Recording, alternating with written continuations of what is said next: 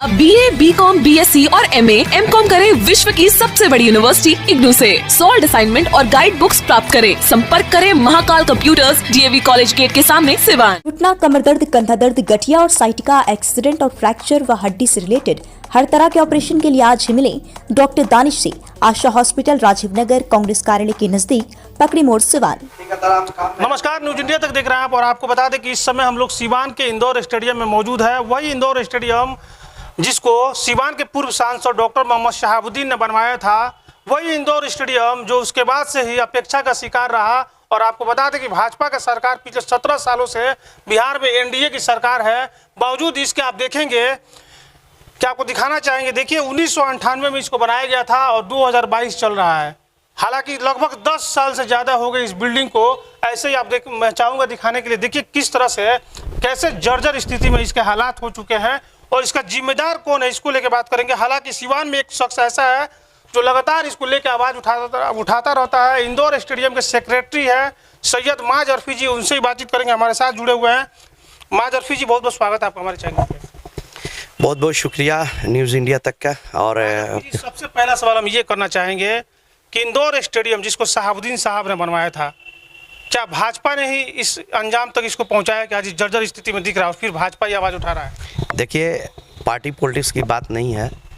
Actually क्या है कि इसकी सन 2010 से इससे राजनीतिक हो रहा है और कोई राजनेता तो नहीं राजनीति कर रहा है। ज़िला प्रशासन की उदासीनता कहेंगे, क्योंकि जब लोकेश कुमार सिंह 2012 में सिवान के DM थे तो उन्होंने इसका प्रस्ताव रखा कि ये धान का गोदाम बनेगा। उसके बाद हमने आंदोलन किया, आत्मदाह के लिए घोषणा किया, धरना प्रदर्शन किया, सिवान की आवाम का सहयोग मिला और पूर्ण मुझे इसका चाबी मिला और खेल कूद चलता रहा। 2017 तक इस पर खेल चलता रहा। 2010 की बात करेंगे, लोकेश कुमार जी जो DM थे उस समय, ऐसी क्या परिस्थिति आ गई कि कितना अच्छा इंदौर स्टेडियम को जो कि 1998 में बनाया गया था और 2010 मात्र 12 साल में धान का गोदाम बनाने पर तुम? देखिए, एक्चुअली क्या है कि हो सकता है कि उनको कोई कन्विंस करता हो, सत्ता तो आप लोग, सत्ता में तो आप लोग। सिवान की जो तरक्की थी, जो मरहूम इस दुनिया में नहीं है, शहाबुद्दीन साहब के द्वारा बनाया गया जो चीज़ है उसकी देखभाल नहीं हो रही है। चाहे वो आपको आयुर्वेदिक कॉलेज हो, DAV कॉलेज सामने हो, ये इंडोर स्टेडियम हो, राजेंद्र स्टेडियम हो, टाउन हॉल हो। क्योंकि देखिए, हम BJP के आदमी हैं, BJP के कार्यकर्ता हैं और उन्होंने जो बनाया है, जो तरक्की की बात करता है, जो तरक्की किया है, उसकी बात, उसका विरोध मैं कैसे कर सकता हूँ? जो अभी प्रेजेंट सांसद हैं या इससे पहले जो सांसद रहे, कहाँ कहीं कोई शहर में कोई देखिए दिखता है आपके दरवाजे पर जो खूबसूरती होगी तभी अंदर का, आपको कोई डायरेक्ट आते के साथ अंदर नहीं जाएगा। गांव में आप ताजमहल बनवा दीजिए, उससे कोई मतलब नहीं होता। हेडक्वार्टर शहर में आप क्या तामीर किए हैं वो आपकी तरक्की की बात दासा दिशा दिखता है। तो शहर में तो किसी ने नहीं बनवाया। शहाबुद्दीन साहब के बाद शहाबुद्दीन साहब जो बनवाए उसका कोई जीर्णोद्धार नहीं किया। हम लगातार आंदोलन करते रहे, सारा पेपर का कटिंग है, 12 से लेकर के माननीय मुख्यमंत्री से लेकर के सचिव से लेकर के DM से लेकर के सबसे आंदोलन किए, सबका किए। यहाँ तक कि इसका एस्टीमेट का भी 1 करोड़ 13 लाख समथिंग का एस्टीमेट भी बन गया।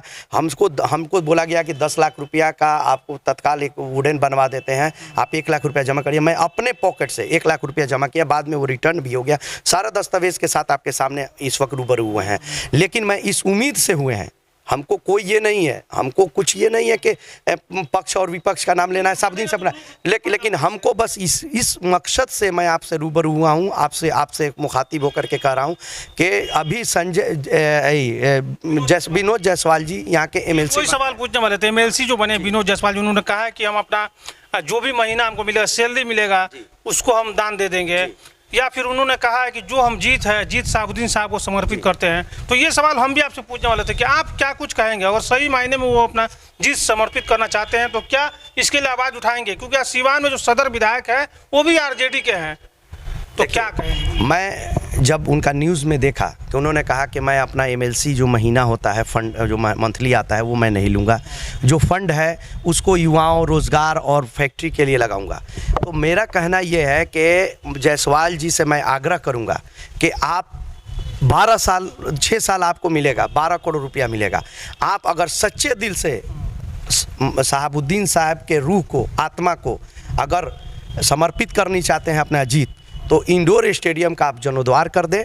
ये मेरा व्यक्तिगत स्टेडियम नहीं है, शहाबुद्दीन साहब का व्यक्तिगत स्टेडियम नहीं है, लेकिन उस व्यक्ति ने एक ख्वाब देखा था सीवान को सुंदर बनाने का। उसके तहत ये एक सुंदर महल बनवा करके स्टेडियम खिलाड़ियों को समर्पित किए थे। वो अपने लिए नहीं कहते, उनके बच्चे खेलने नहीं आते हैं, उनके लोग बाग खेलने नहीं आते, सिवान के खिलाड़ी खेलने आते हैं। सिवान की आवाम, सिवान के बच्चा, ना हिंदू का बच्चा खेलता है, ना मुसलमान का, ईसाई का, सिख का, सबका बच्चा खेलता है। कोई धर्म मजहब का कोई नहीं खेलता है। तो मैं आग्रह करूंगा जायसवाल जी से कि जायसवाल जी, इसको आप पहला जब आपको एमएलसी का 2 करोड़ रुपया फंड मिले तो इसको आप गोद ले लीजिए। क्योंकि जायसवाल जी की तो जिम्मेदारी बनती है, लेकिन क्या जो सिवान की वर्तमान सांसद है उनकी जिम्मेदारी नहीं है? मैं मीडिया से 20 बार रिक्वेस्ट किया हूं। यहाँ आप देख सकते हैं कि मैंने ओम प्रकाश यादव जी को कब चिट्ठी लिखा था, सब लोगों को चिट्ठी हम लिख चुके हैं, विधायक जी को लिख चुके हैं, खेल मंत्री जी को, बस सिर्फ आश्वासन आश्वासन आश्वासन। ऐसा तो नहीं है कि ये जो नाम यहाँ पे दिखता है, जब यहाँ पे आएंगे तो ये जो नाम दिखता है माननीय सांसद मोहम्मद शहाबुद्दीन, इस नाम की वजह से लोग हो सकता है कि नाम की वजह से हो। मैं तो बार बार कहता हूं कि इसको जो रिपेयरिंग कराएगा, जो अपने एमपी फंड लगाएगा, तो उसका नाम यहाँ मिट करके उसका नाम लिखाएगा ना, उसका नाम लगेगा क्योंकि शहाबुद्दीन साहब जब एमपी थे तब ना बनवाए थे। अब तो वो एमपी है नहीं, उस दुनिया में भी नहीं है। अब तो जो बनाएगा तो रिकंस्ट्रक्शन होगा, अब तो पूरा तोड़ करके बनाना, तो पूरा तोड़ करके बनेगा, तो जो एमपी होगा, जो अपना फंड देगा एमपी लैंड, उससे बनेगा। शहाबुद्दीन साहब एक हिंदुस्तान के मात्र 3 एमपी थे। वो रिकॉर्ड भी आप देख सकते हैं निकाल कर करके कि शहाबुद्दीन साहब, शत्रुघ्न सिन्हा और अटल बिहारी वाजपेयी जो अपना पूरा एमपी लैंड जनता के बीच लगा दिए थे, लेकिन आज तक ले कहाँ कोई दिया, क्या करता है नहीं करता है, उससे कोई पूछने वाला नहीं है। हम यही विनती करेंगे, हम यही आग्रह करेंगे कि जायसवाल जी से, क्योंकि देखिए हम नाउमीद हो गए हैं। हम सब जगह से दरवाज़ा खटखटा कर करके जिला अधिकारी से लेकर के मुख्यमंत्री तक का दरवाज़ा खटखटा दिए, सारा दस्तावेज के साथ आपके मिल रहा हूँ मैं, सारा चीज़ है। तो एक जायसवाल जी से उम्मीद जगी है। मैं और बिहारी चचा से भी मिल करके व्यक्तिगत सिवान के आवाम के लिए, नॉन पॉलिटिकल, मैं सिवान के आवाम के लिए, खिलाड़ियों के लिए, भविष्य के लिए मैं और बिहारी चचा से भी मिला कि आपको भी पैसा मिलता है, आप 2 करोड़ रुपया इसको दे करके इसका आप जीर्णोद्धार करा दीजिए, इसको गोद ले लीजिए। आप आरजेडी के, आप जब उद्घाटन हुआ था उस वक्त आप ग्रामीण विकास मंत्री थे, आपके ही कार्यकाल में सब कुछ हुआ था। आप इसकी हकीकत को आप जानते हैं, कहाँ कागज़ में कमी बेसी है उसको भी आप जानते हैं। जहाँ ज़रूरत होगी हम और हमारी आवाम हमारे साथ खड़ी है, क्योंकि मैं अपनी लड़ाई नहीं लड़ रहा हूँ, आवाम की लड़ाई लड़ रहा हूँ। तो ये माज अरफी जी थे। आपको बता दें कि 1998 में जो इंदौर स्टेडियम सिवान के उस समय के तत्कालीन सांसद डॉक्टर मोहम्मद शहाबुद्दीन जी थे, उनके द्वारा बनवाया गया था।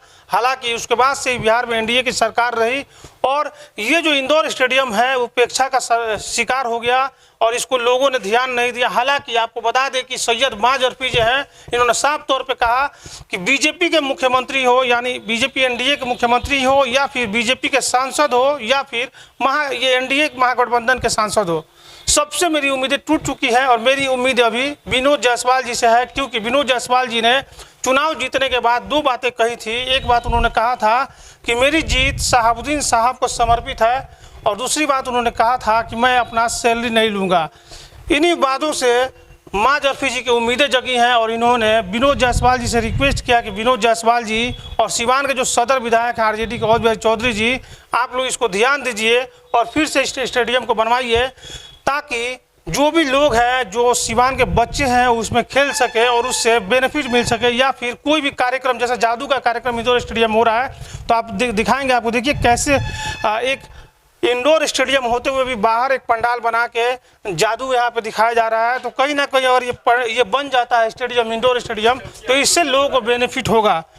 अंत में माज अरफी जी क्या कुछ कहना चाहेंगे? जैसे कि विनोद जायसवाल मिलेंगे तो हम तो उनसे बात करेंगे, आप क्या कहेंगे? देखिए, हम फिर से एक सिवान के नागरिक होने के नाते, बगैर पॉलिटिकल के, एकता इंडोर स्टेडियम के सचिव के नाते, क्योंकि जब ये बन जाएगा, इसका बुकिंग होगा तो राजस्व को ही मिल जाएगा। मान लिया कि जैसे कि अभी गोगिया जी के बारे में कह रहे थे, तो पर डे उसका 7,000 से 9,000 रुपया है। तो ये तो सरकार को जा रहा है, आवाम को तो जा नहीं रहा है। तो जब ये बन जाएगा तो इसमें लोगों का शादी ब्याह भी होगा, लोग बच्चे खिलाड़ी खेलेंगे भी, यहाँ पे अच्छा कार्यक्रम होगा, लोग योगा करेंगे, खुले में सांस लेंगे, टहलेंगे, ये वातावरण होगा। और एक चीज़ बस यही मेरी आपसे मीडिया से ये है कि मेरी आवाज़ आप जायसवाल जी, हिना साहब मैडम और औद बिहारी जी तक पहुंचा दीजिए। इसलिए कि हम तो भाई बीजेपी के आदमी हैं, हम उनके पास जाके कह सकते हैं, एक नागरिक के नाते तो जा कर के कह सकते हैं, लेकिन मीडिया एक ऐसा सूत्रधार है जो मेरी आवाज़, आवाम की आवाज़ आवाम को भी पहुंचा सकता है और जनप्रतिनिधियों को पहुंचा सकता है। बीजेपी के नेता आवाज उठा सकता है तो हम सवाल सिवान के जो अभी